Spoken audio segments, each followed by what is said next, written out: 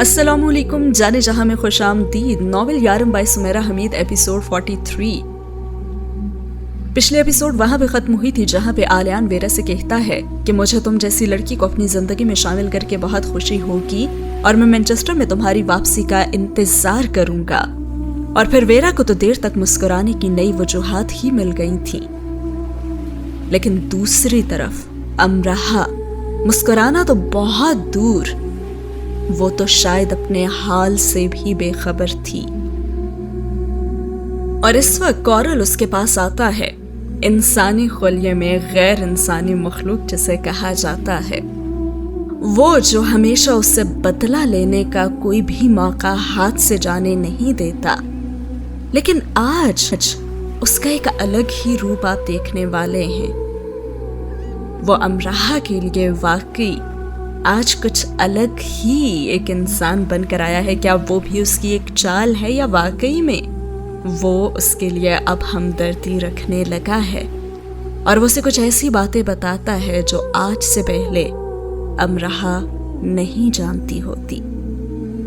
तो काफी होने वाली है आज की एपिसोड इंटरेस्टिंग। तो आगे बढ़ने से पहले वीडियो को लाइक जरूर कर लें और चैनल को सब्सक्राइब भी।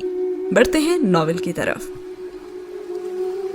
अमराहा अपनी क्लास लेकर निकल रही थी कि कॉरल उसके पास आया।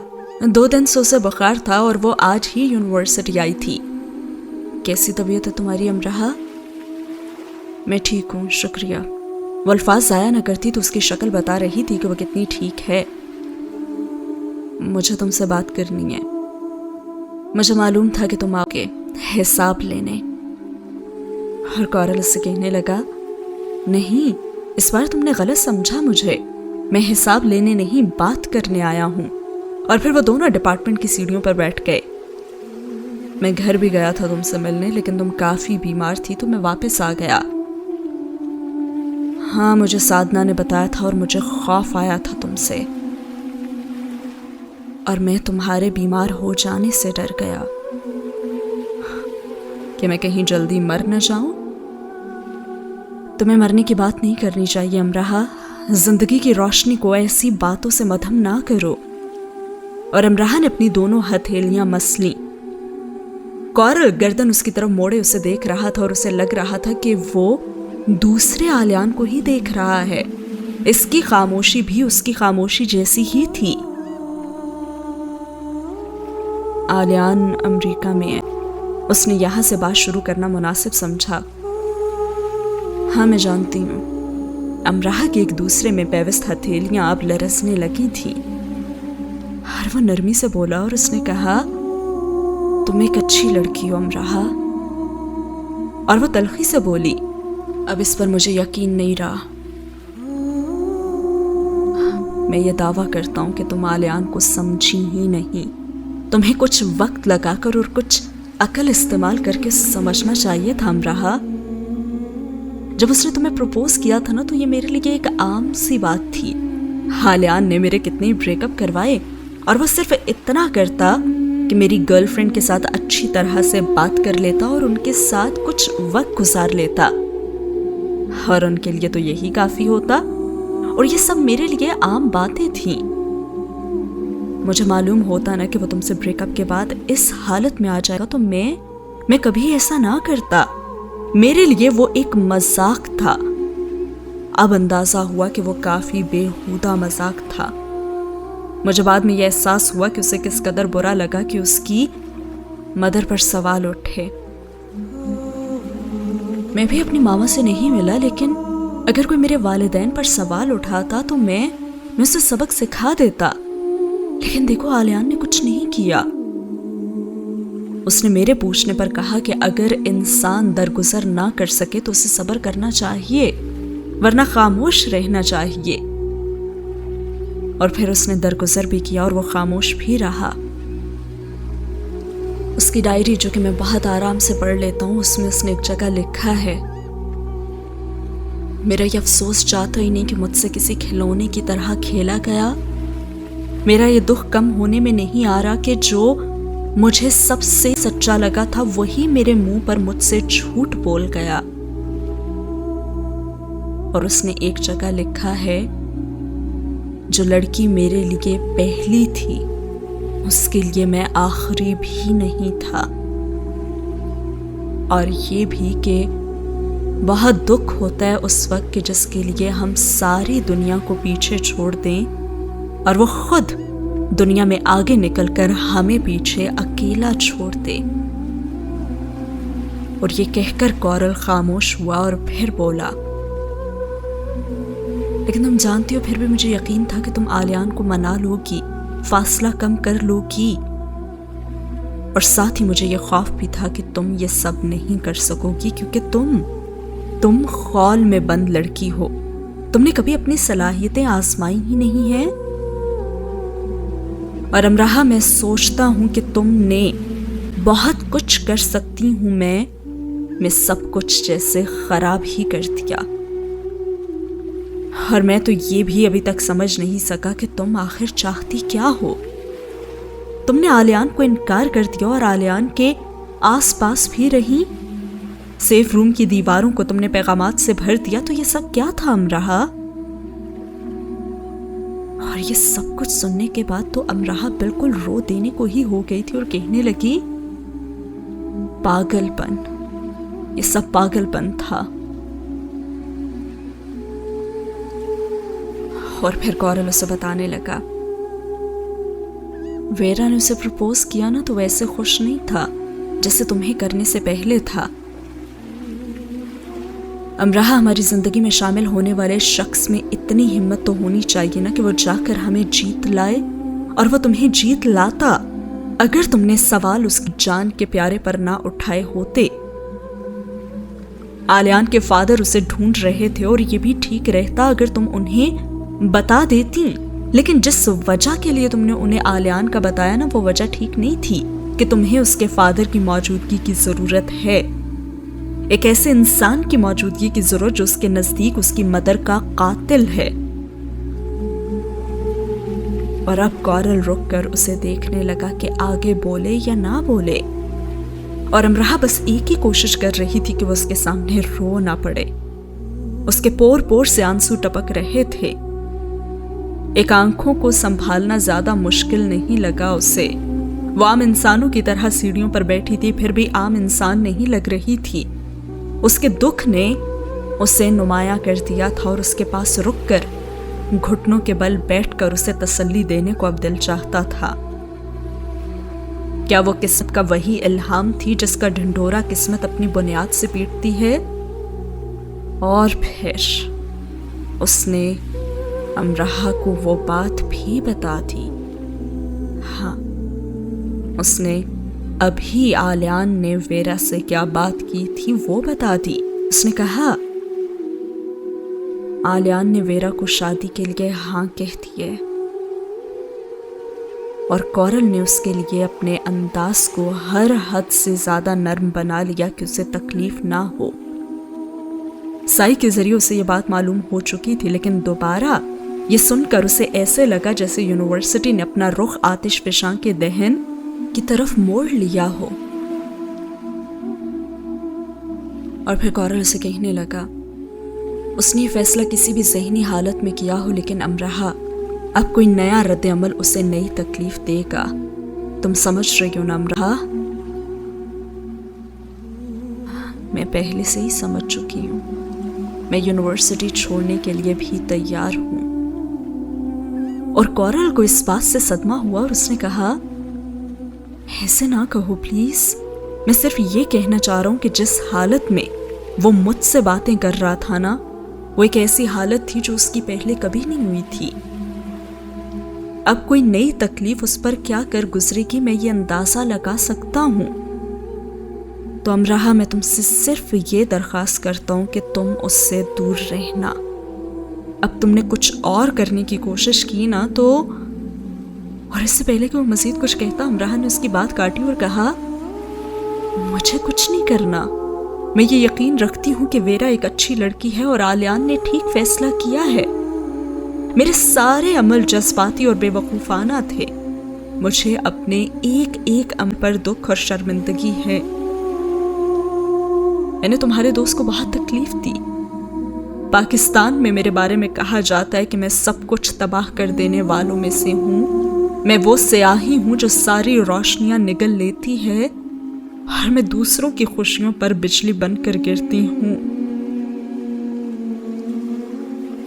اور اس کی یہ حالت دیکھنے کے بعد کورل نے بڑی ہی سنجیدگی سے اس سے پوچھا، کیا پاکستان والوں کے پاس وہ آنکھیں نہیں ہیں جو میرے، ویرا، سائی اور آلیان کے پاس ہیں؟ اور امراہ نے سر جھکا دیا اور وہ بالکل پھوٹ پھوٹ کر رو دینے کو تھی بس اب. اور کورل نے بہت ہی غور سے اسے دیکھا اور کہا، میں جانتا ہوں کہ میں نے ہی میس کریٹ کی ہے. اگر وہ ریکارڈنگ آلیان نہ سنتا تو تمہیں لے کر اتنا تلخ وہ نہ ہوتا. یہ سب ایسے ہی ہونا تھا، یہی میری قسمت تھی.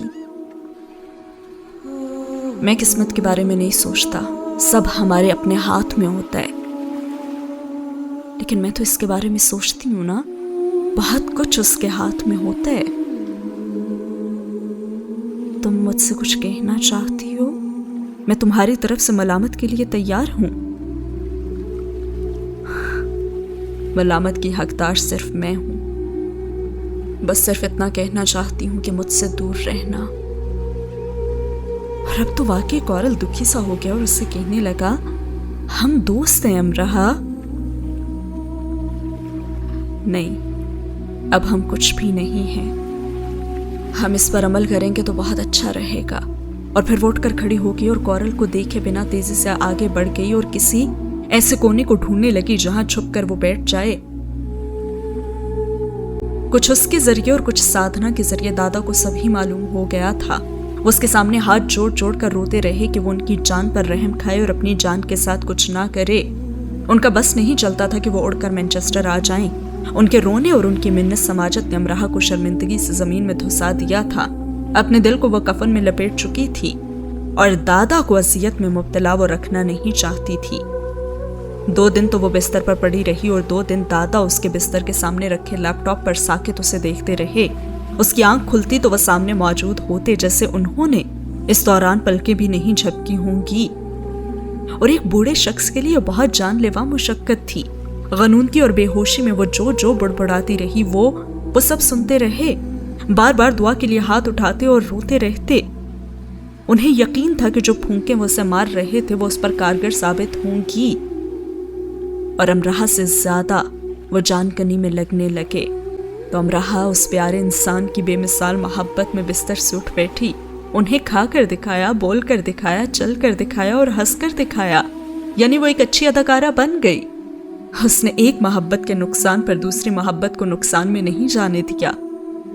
وہ یونیورسٹی آ گئی اور ساتھ ہی ساتھ دادا کو دکھاتی رہی کہ وہ کلاس لینے جا رہی ہے، اب وہ لائبریری جا رہی ہے، اب وہ کینٹین جا رہی ہے، اب جاب پر.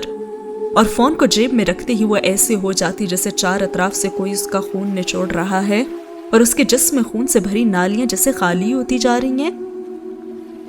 دادا اسے یہ سمجھانا بھی نہیں بھولے کہ وہ وہاں پڑھنے کے لیے گئی ہے اور اسے اپنے مقصد حیات کو پانے پر توجہ دینی چاہیے.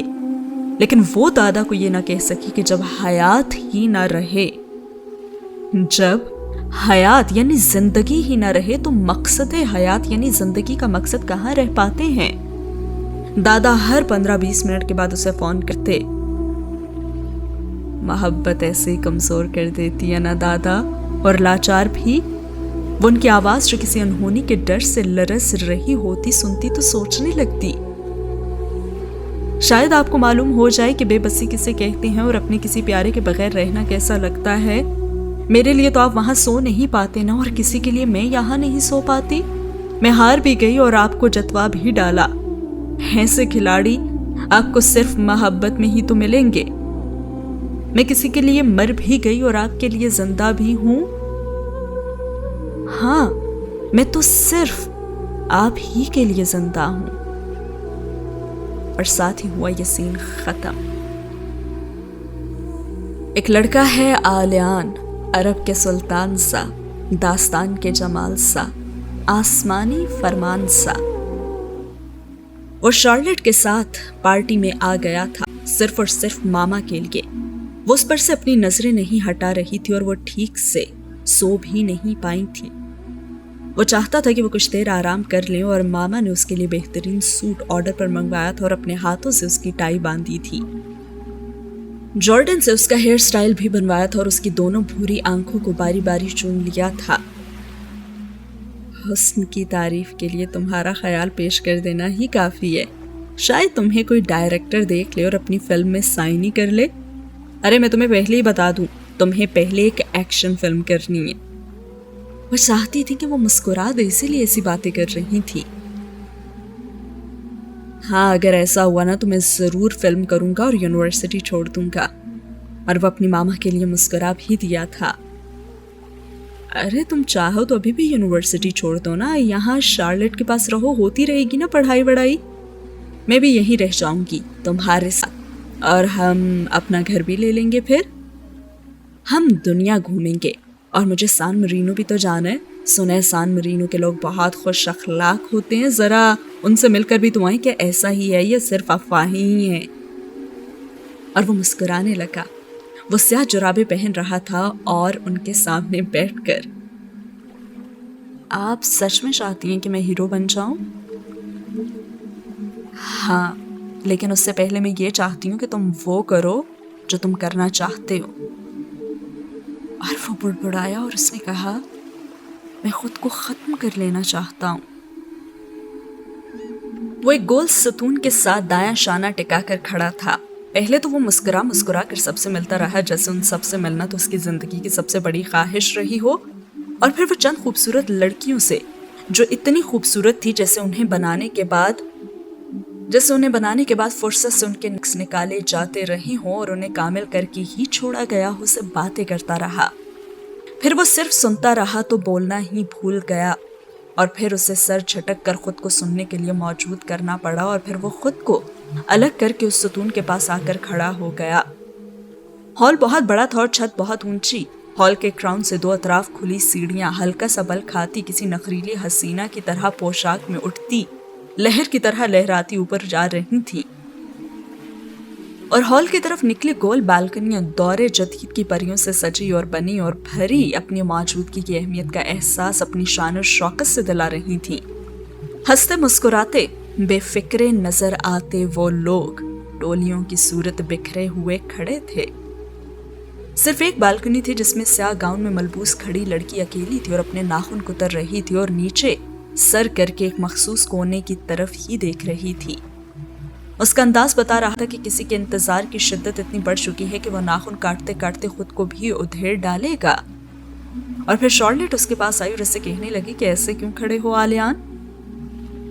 میں سب دیکھ رہا ہوں۔ لیکن اس کی نظر اوپر سیاہ گاؤن والی لڑکی پر اٹھ گئی۔ اف، اس کے انتظار کی شدت۔ تم دیکھو مت، ملو اور باتیں کرو نا۔ میں ان سب کو جانتا بھی نہیں ہوں۔ ہاں تو یہ ضروری بھی نہیں ہے، بہت سے لوگ پہلی بار آئے ہیں پارٹی میں، اور میں تو تمہیں اپنے دوستوں کے ساتھ چھوڑ کر آئی تھی۔ ہاں لیکن میں یہاں کھڑا رہنا چاہتا ہوں شارلٹ۔ اچھا چلو ٹھیک ہے، لیکن زیادہ دیر کھڑے نہ رہنا۔ نرمی سے وہ اس کا گال چھو کر شارلٹ چلی گئی اور اس کی نظریں چھت سے جھولتی لمبی لمبی کرسٹل لڑیوں پر جا ٹکیں جن سے ٹنگے کمکمے جل بجھ رہے تھے، اور پھر سارے کمکمے بجھ گئے اور اتنی بہت ساری لڑکیاں دائرہ بنا کر چکرانے لگیں، اور پھر سیڑھیاں اس دائرے میں ایسے شامل ہوئیں جیسے نخریلی حسینہ شدت سے اونچی ایڑیوں پر گھومنے لگی ہو اور اس کی پوشاک دنیا کی ہر چیز کو جا لینے کو ہو۔ یوں پوشاک کے کناروں نے بالکنیوں کو جا لیا اور انہیں اپنے دائرے میں گھسیٹ لیا، اور پھر دیواروں کو اور پھر چھت کو بھی، اور پھر وہاں موجود ہر شے نے دائرے میں پناہ سمیٹ لی۔ اور اس نے سر کو جھٹکا۔ دائرہ بڑھتا ہی جا رہا تھا اور اپنے اندر ہر چیز کو سمو رہا تھا۔ زمین سے فلک تک تن جانے کے قریب اس چکر کو اس نے خوف سے دیکھا۔ نزاکت بھرا ایک کہکہا اس کے کانوں سے ٹکرایا اور اس نے گردن موڑ کر دیکھا تو وہاں کوئی بھی نہیں تھا۔ کہکہا پھر بلند ہوا اور پھر ہر طرف سے کہکہے بلند ہونے لگے۔ اتنے بلند کہکہوں کی آوازیں تو اسے پریشان کرنے لگی تھی، اور پھر ایک کہکہا ان سب میں امتیازی ہو گیا تھا۔ ہاں، ولید البشر کا کہکہا۔ تم کتنی بھی اونچی ہواؤں میں اڑ لو، تمہارا نصیب پستی ہی رہے گا، جیسے مارگریٹ کا تھا۔ تم دونوں میرے بغیر کچھ بھی نہیں ہو۔ اور پوشاک کے کناروں نے اسے آ لیا اور سب گھومنے لگے، اور وہ بھی۔ हॉल की सारी रोशनी अब जैसे गुल हो गई थी और अंधेरा छा गया और कायनात में तो रोशनी का निशान भी न रहा। मकाम नामालूम है। फिशारी वो एक बाईमान मर्द है, उसने रोशनी की चाह छोड़ दी और जिंदगी की भी, और उसके हाथ पैर बंधे हुए हैं और मुंह भी। उसने एक बरगजीदा दुआ की तैयारी की। उसने सब पाकीज़ा अल्फाज समेटे और उन्हें अपनी रूह के मकाम पर रखा और उसने शानों में शान अक़दस बयान करने की नवीद खुद को दी और अपने जकड़े वजूद और आज़ाद रूह को अल्लाह लफ्ज़ की अदायगी की इबादत पर माइल पाया। मौत की चाप उसे अपने बहुत ही करीब सुनाई दी थी जो उसकी इबादत में मख्ल हुई, लेकिन उसने फिर भी इबादत के इस रुतबे को रूह से निकल जाने ना दिया।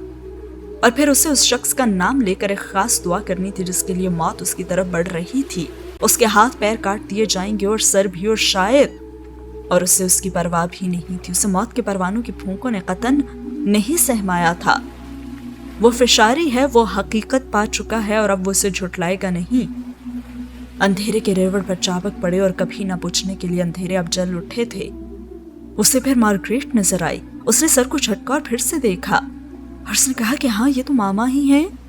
और उसका जी उनसे लिपट जाने को चाहा, लेकिन वो दायरे में चकराते खुद को और उन्हें एक मकाम तक न ला सका। उसने खुद को बेबस और लाचार पाया।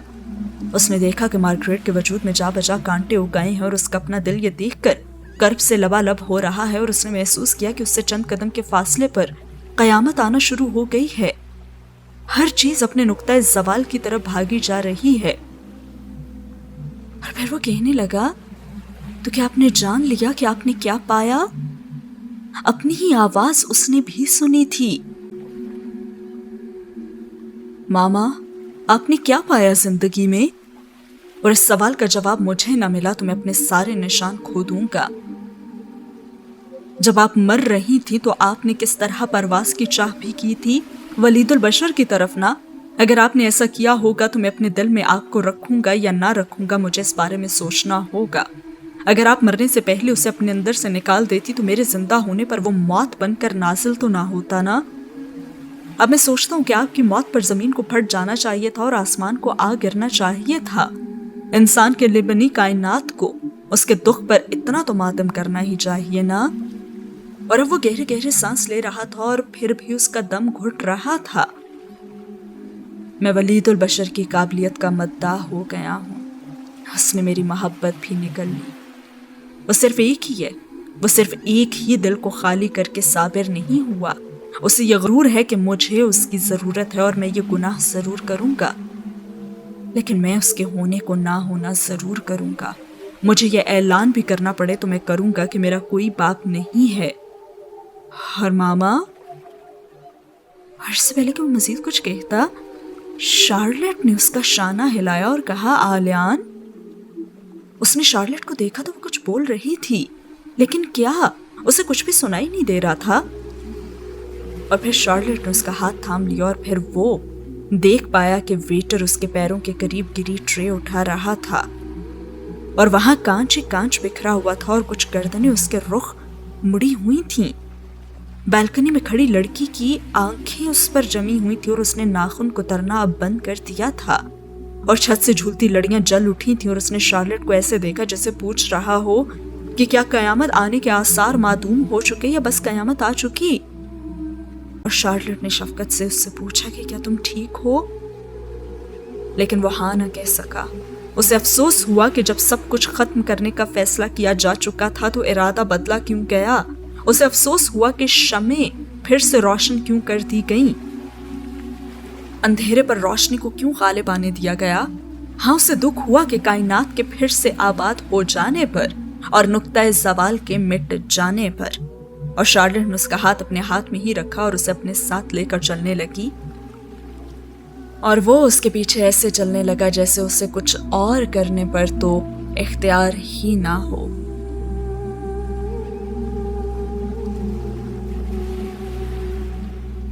एक लड़का है आलियान, भुला दी गई दुआ सा, बुझ चुके चिराग सा, अरूज से ज़वाल सा, और साथ ही हुआ ये सीन खत्म।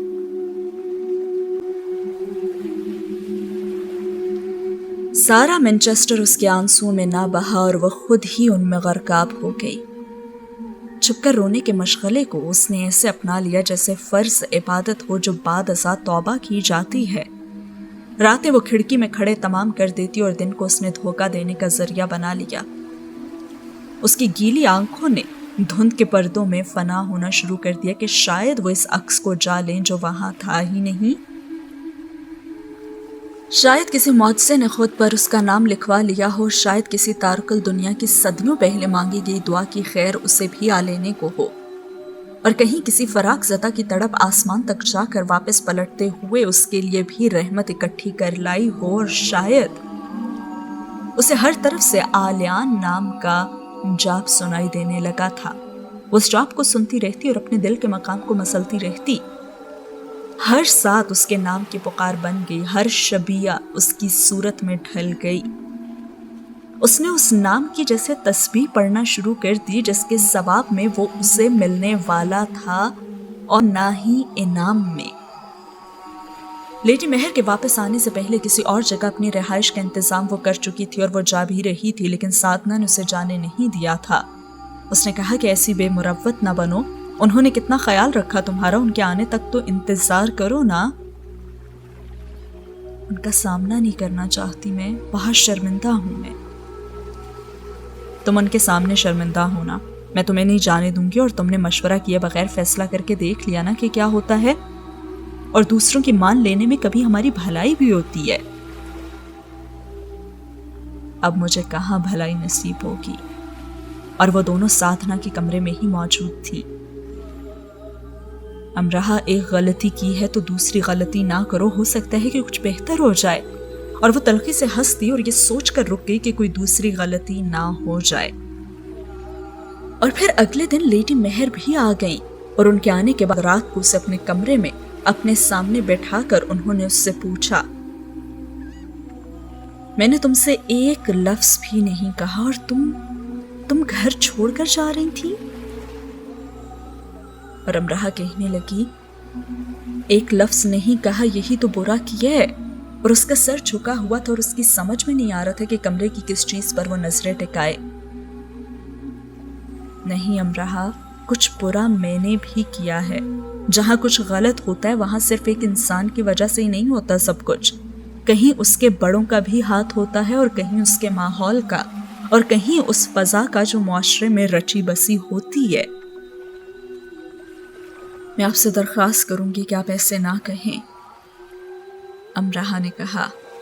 تو وہ کہنے لگی کہ تمہارے دادا نے بات کی تھی مجھ سے کہ وہ کون لڑکا ہے جسے امرہا پسند کرتی ہے، جس کی ماں مسلمان نہیں ہے اور باپ کا اتا پتہ بھی نہیں ہے۔ ان کا لہجہ اور انداز مجھے اچھا نہیں لگا تھا۔ میرے بیٹے کے لیے کوئی ایسے بھی بات کر سکتا ہے؟ مجھے دکھ ہوا یہ جان کر۔ میں نے انہیں کوئی جواب نہیں دیا، اور صرف اتنا کہا کہ وہ تم سے ہی اس سلسلے میں رابطہ کر لیں۔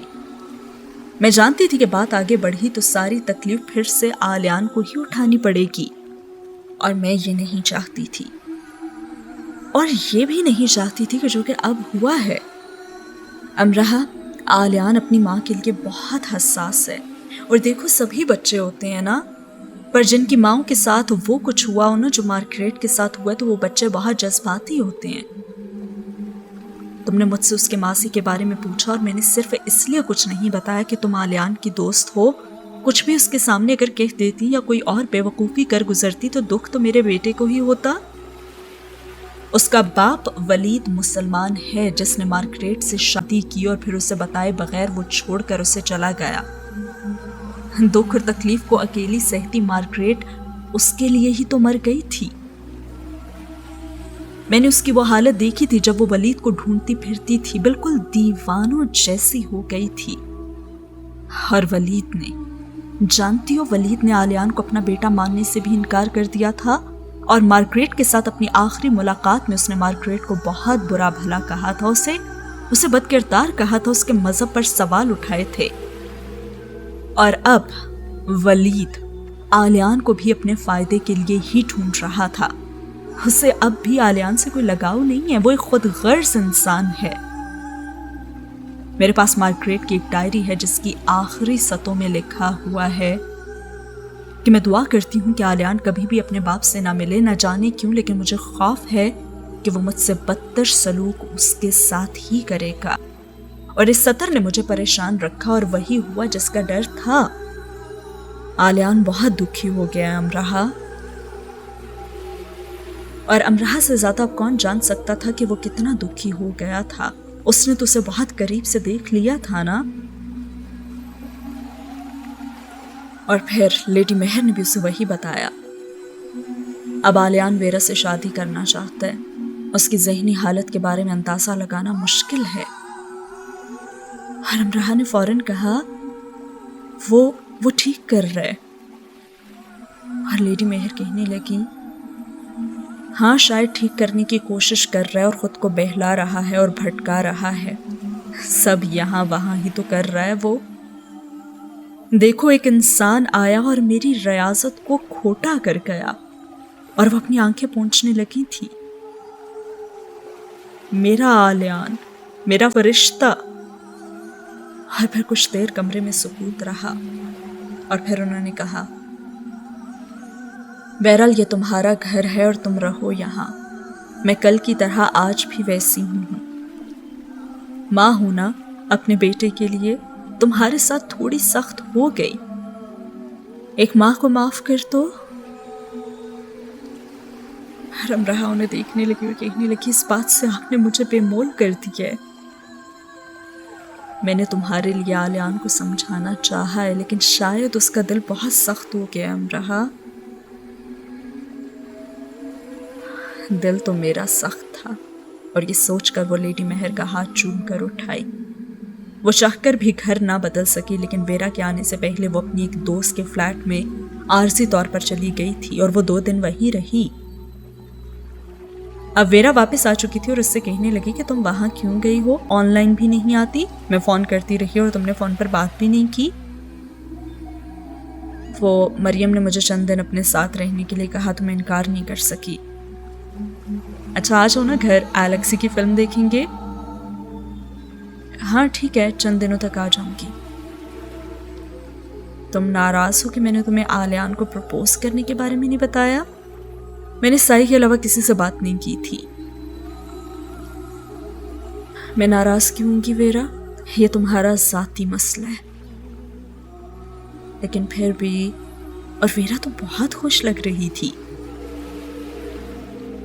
تمہیں ایسا نہیں سوچنا چاہیے، میں تمہارے لیے خوش ہوں، تم نے ایک اچھے انسان کا انتخاب کیا ہے۔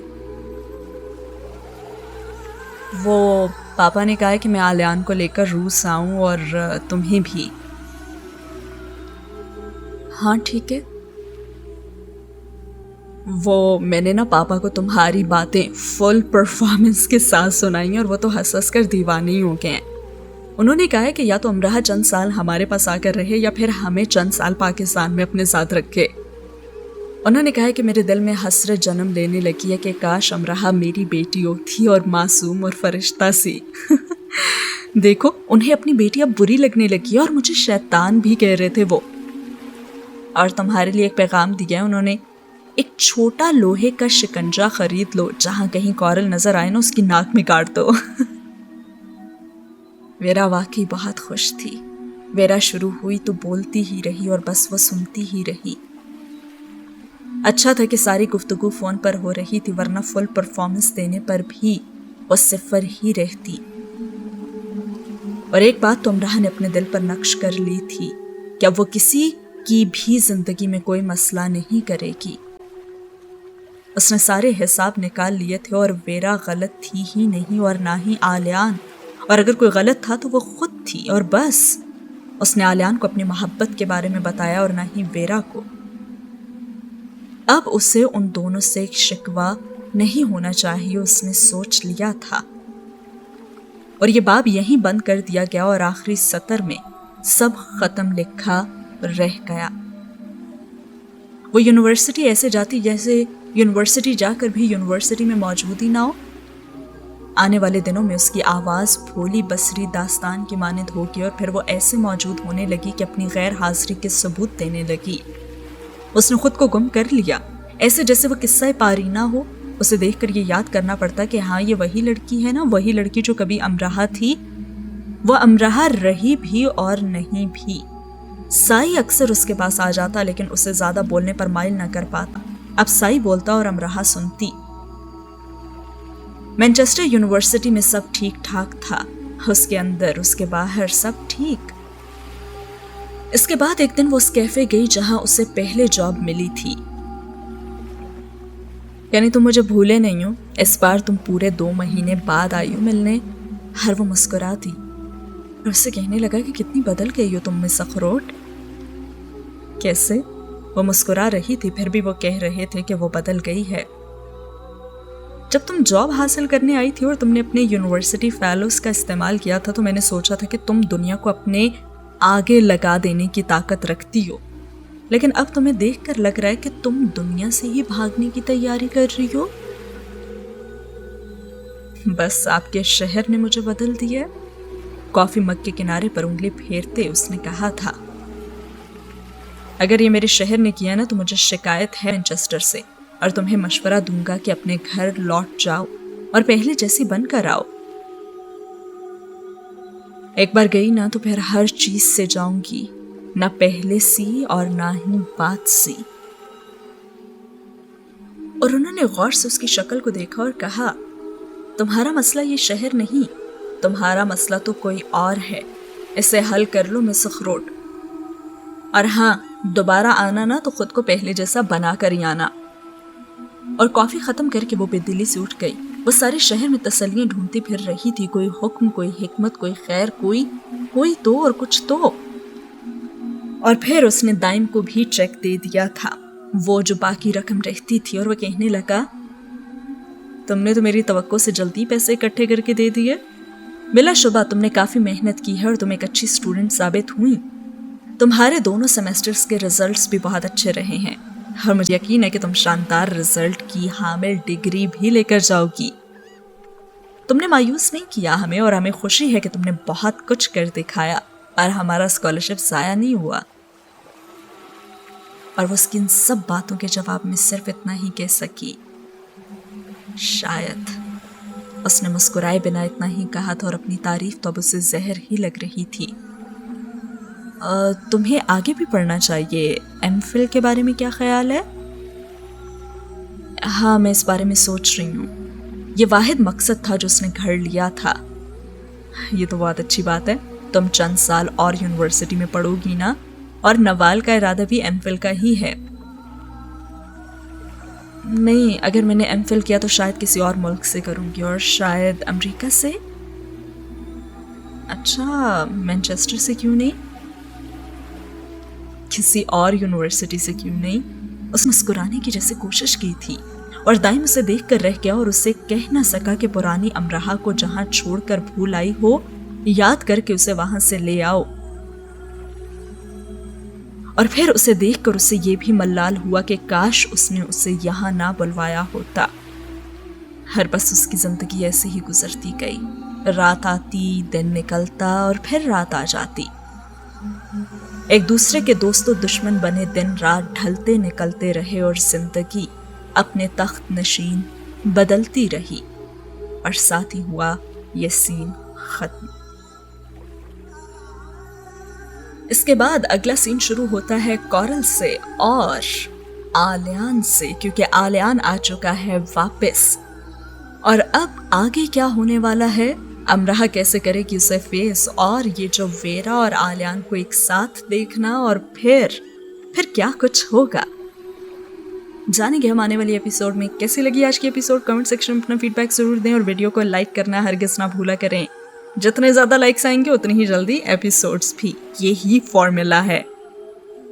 تو بھائی، نمبر آف لائکس، کامنٹس اور subscribers are directly proportional to number of episodes. ملتے ہیں اگلے ایپیسوڈ میں. اللہ حافظ.